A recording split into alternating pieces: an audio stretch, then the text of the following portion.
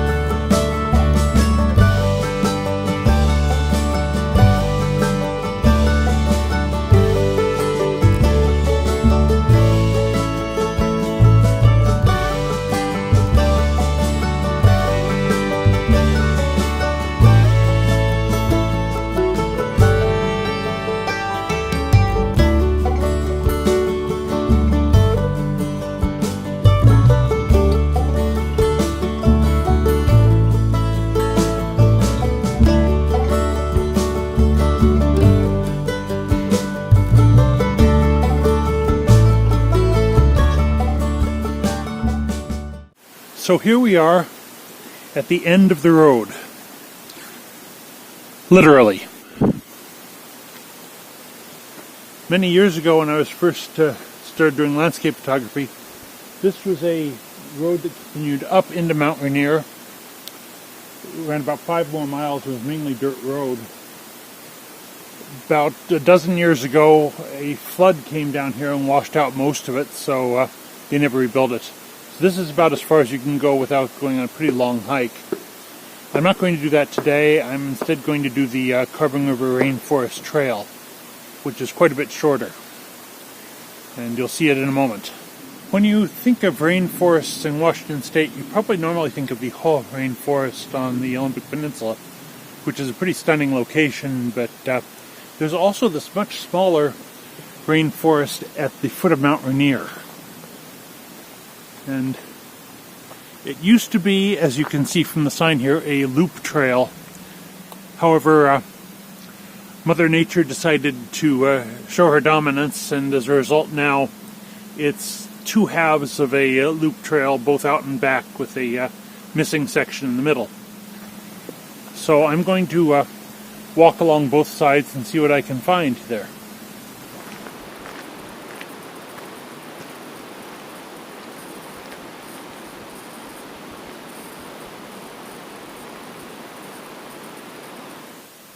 So the first shot I'm going to be taking here is pretty straightforward. It's of the path with the bridge crossing the creek there.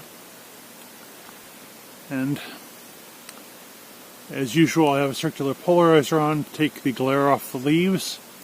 And we currently have a recommended setting of 0.4 of a second at f11, but that's with ISO auto. I want it at 100, so it's probably going to change that. Yes, it's 1.6 seconds now. And we're going to take the picture with the 2-second self-timer.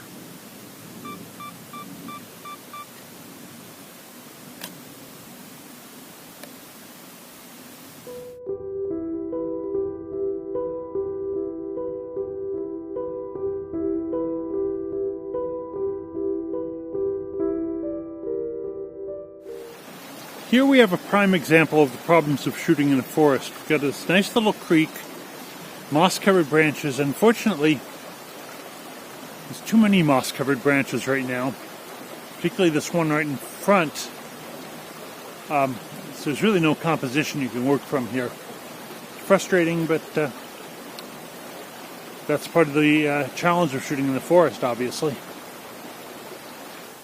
As has often been mentioned, it's very hard to get a sense of depth in the forest And one of the things I'm doing here is I'm using this fallen log as a leading line into the background.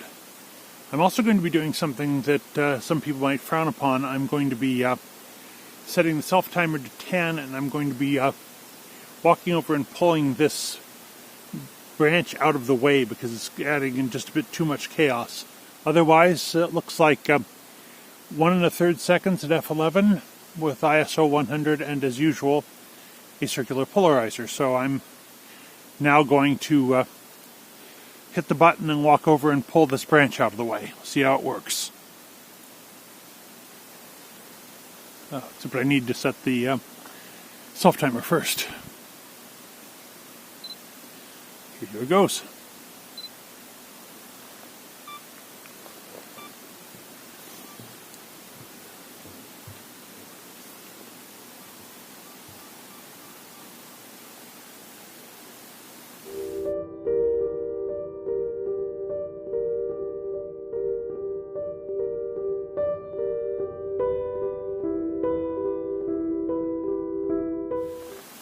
The light on these trunks is just looking wonderful right now. So I'm just going to do a straight shot. Once again, the same as before. Circular polarizer, f11, 1 1/3 seconds, ISO 100, and I'm really not sure what the lens is set at right now. So find out when I take the picture.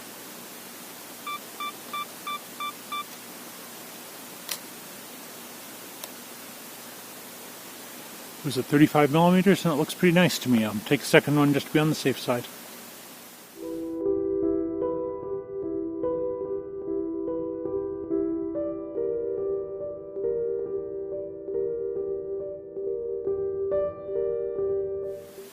The sun just came out a little bit, which isn't too helpful, but it might be adding a nice bit of dappled light here. I'm going to try this one.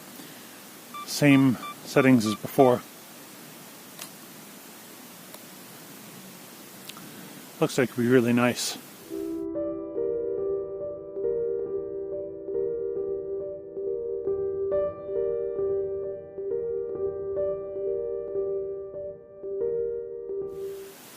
Here's a case where the sunlight may actually help a little bit.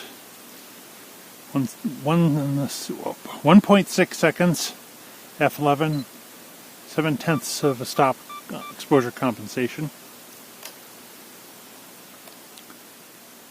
And as you can see, it doesn't look like anything's really blowing out there. I'll take it down 1/3 of a stop again, but this is really an example of how good modern sensors are. The old days, this sort of lighting situation would have resulted in blown out highlights and problems with the shadows, but nowadays you can get a lot more out of it than you used to be able to.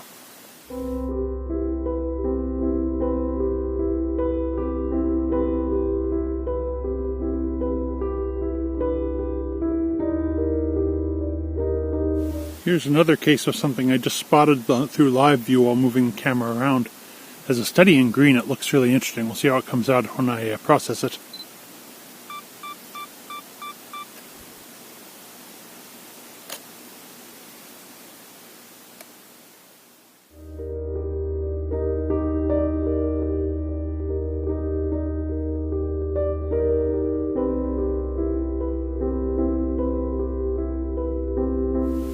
There's some very nice skunk cabbage lining the road here on the trail. I would really like to get a good shot of it, but there really is not a good composition I've been able to find yet. I'm going to try taking this as a record shot, but I don't have much hope for it.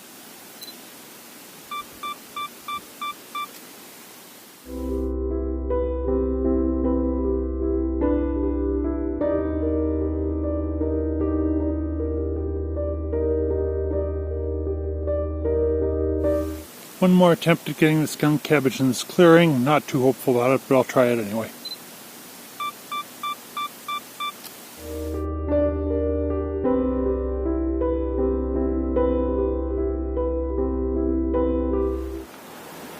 Well, at that point, the sun came out completely, and that pretty much put an end to any shooting, because no matter how good sensors are nowadays, You're not going to be able to overcome the contrast and glare from bright sunlight in the forest.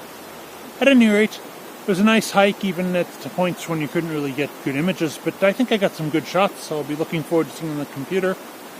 And I hope you enjoyed this vlog, and I'll see you next time.